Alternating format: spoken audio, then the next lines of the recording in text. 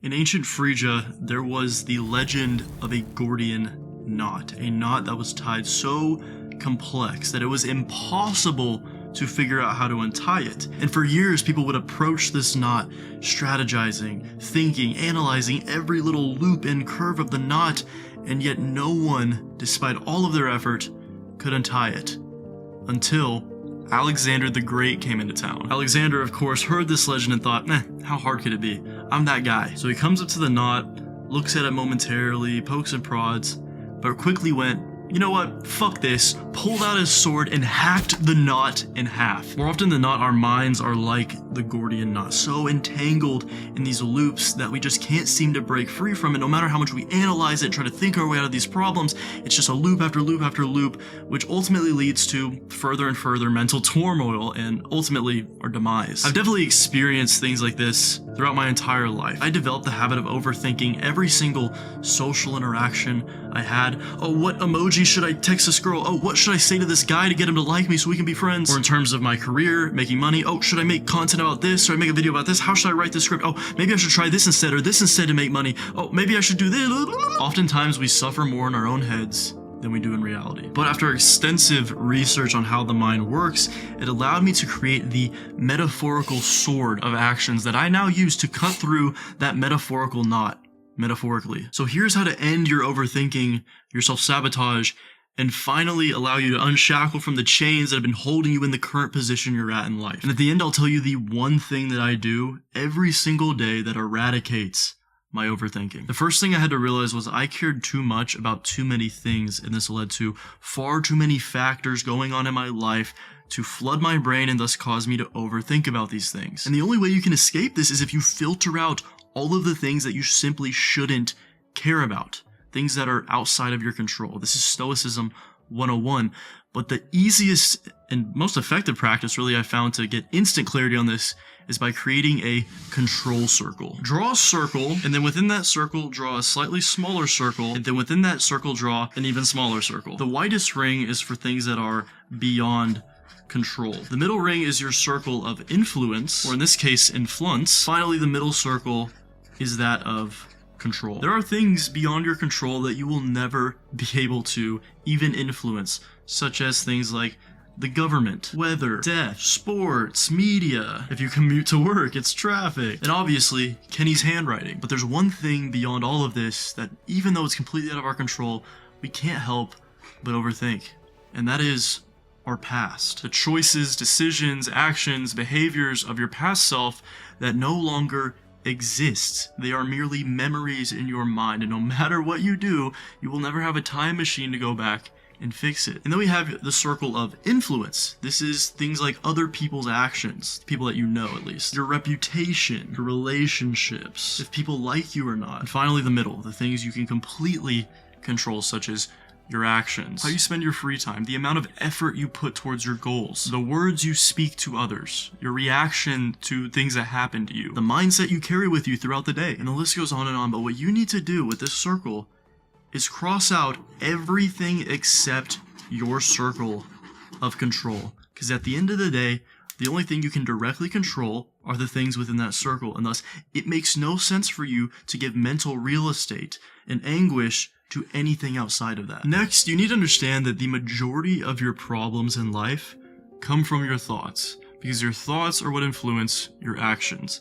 However, and I can't say this enough, and I have to remind myself every single day, you are not your thoughts. Our minds are like storms, and it is the human default to think that we are the cloud producing the rain being our thoughts.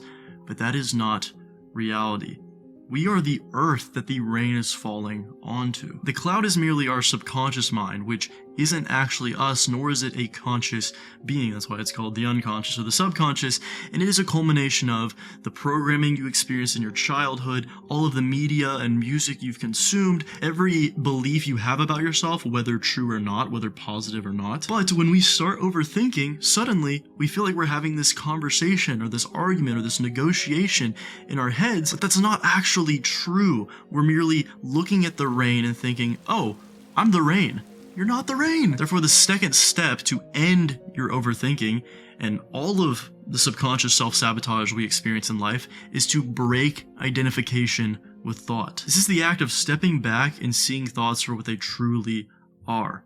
Temporary appearances in consciousness, not you or your identity. And I can explain this all day, and it certainly is a great reminder, but the reality is, this is a skill known as metacognition, and it's like a muscle. You have to train it to strengthen its ability. And the best way to strengthen this muscle is through a specific type of meditation. And I have a free 5-day series where I walk you through my exact way of doing that in the description below. And the more you strengthen this muscle, the more throughout your day you can approach thoughts from an observer's perspective instead of identifying as the thought itself, which is going to give you the ability to break these thought loops, break this pattern of overthinking, break this self-sabotage of your subconscious mind trying to get you to do things you shouldn't do or believe things about yourself you shouldn't believe. And eventually this becomes your new default mode of being. You break free from the default mode network of the brain, which is what unfortunately we're in the most of the time, that leads to things like overthinking, identification with thought, getting lost in the past, getting lost stressing about the future. But speaking of the subconscious mind,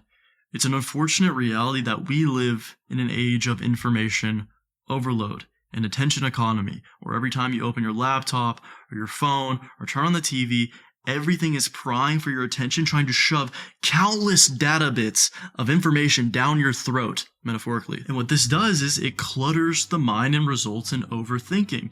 Have you ever scrolled through TikTok or Instagram or Twitter a little too long, and afterwards your mind is just this jumbled mess? You're stressing about the economy, the government, the war in another country. You're not rich enough. There's this celebrity drama you should care about for some reason. You don't have enough friends. You don't have a girlfriend. Because our brains are like computers, but they are simply not built to handle that level of information.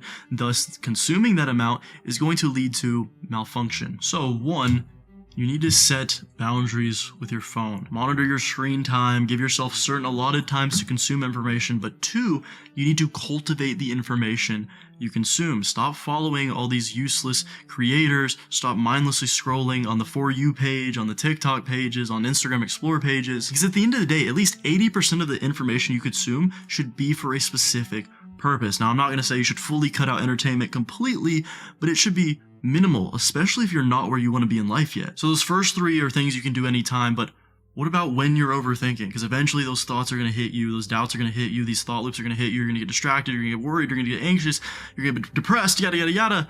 What do we do then? That is the crisis moment that'll make or break our day and perhaps our week and perhaps our month, and if we let it, our life. The first being shift from narrow to wide awareness. Overthinking thrives when your mind is hyper focused on a singular issue, on a singular hypothetical, on the past, on anxieties about the future. And it's like if I were to zoom this camera on me, all of a sudden, yeah, you can see up close things like my face and my hair and a little bit of what's behind me, but you're missing the bigger picture. And shifting to wide awareness is like zooming out the lens and taking in everything you can possibly perceive. What this does is it grounds you in reality and thus allows you to get back into thinking clearly and rationally. And there are 3 things you can do in that moment to force your mind back into wide awareness. The first one is kind of a version of the meditations I was talking about earlier, but just in a really shorter scale. Take a deep breath and begin to notice everything appearing in consciousness. Not just thoughts, that's just merely one thing that appears, but things like your visual field, whether your eyes are open or closed. Things like the audio sensory in your environment. Do you hear the birds chirping and air conditioning whirring, distance chatter of other people? Feel your feet on the ground or your back on a seat. Feel the temperature of the room on your skin. What this does is it pulls you back into the present moment and minimizes thoughts. And then the second thing is shift from thinking about things to just sensing.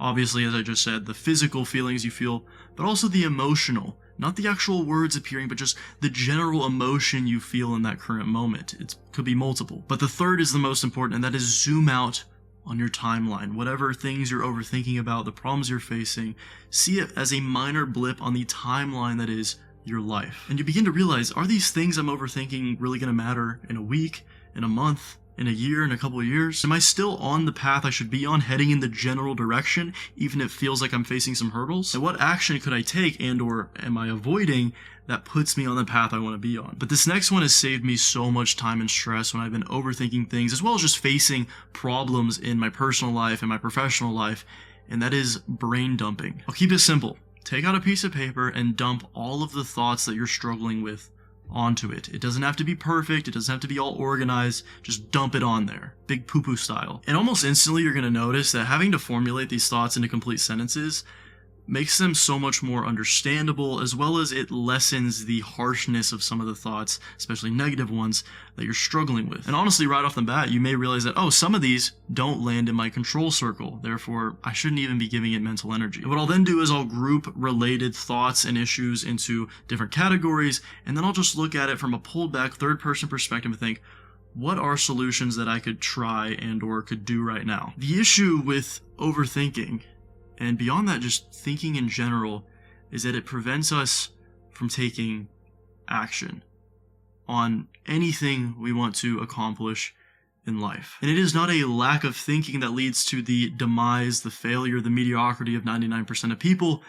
It is inaction. So if there was one thing I would tell you to do to prevent overthinking, it is force an action. And while it is rare that the actions we take are perfect, often the initial response to something, that gut feeling you get, is actually the best thing you should do in that moment, because even if it's not perfect, the fact that you are taking action on the thing instantly means you're going to gain experience and learn and get new data sets, and that is what actually creates solutions and answers in your life, not just overthinking based on the current data sets you have. Because the reality is, because you consume this type of content, you're not like the majority of people.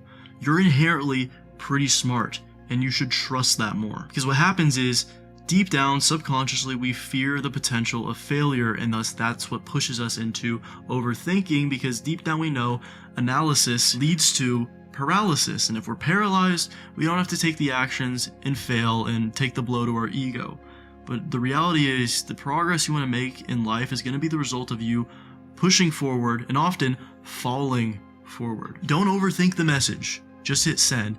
Don't question, oh, should I make this joke in this friend group? Will it make them like me? Will it not? Just say the damn joke. This literally happened to me today. I got the idea for this video today, but I had a list of all these other videos. I thought, oh, I should make these, but my brain was saying, no, I'm giving you all these thoughts on this video. And I was still like, I don't know, until eventually I was like, no, fuck it, I'm gonna lock in, I'm gonna make this damn video. And I thought I did pretty good. And I've realized the more I've done this is that any action is good compared to inaction. I remember one time I was actually in my living room right over here, and I was overthinking, I was stressing out about my YouTube, about my career, about money, about all these different things, and I did something next that wasn't related to any of that. I went down to my apartment gym and ran 2 miles on the treadmill. And you know what that did? It got my heart rate going, it cleared my mind, I felt good about myself, I felt productive after, it raised my self-image, and I quickly realized that a lot of things I was stressing about, I didn't need to stress about. I zoomed out on my timeline, I realized what I needed to do. Because look, my friend, when you are on your deathbed, the only thing you will regret are actions you didn't do. That's it. But of course, action does take discipline, and you have to be able to consistently get yourself to do this. So if you want to learn how to be disciplined consistently, 100% of the time, click the video on the screen right now. I hope this helped. I love you. Thanks for watching. Bye bye.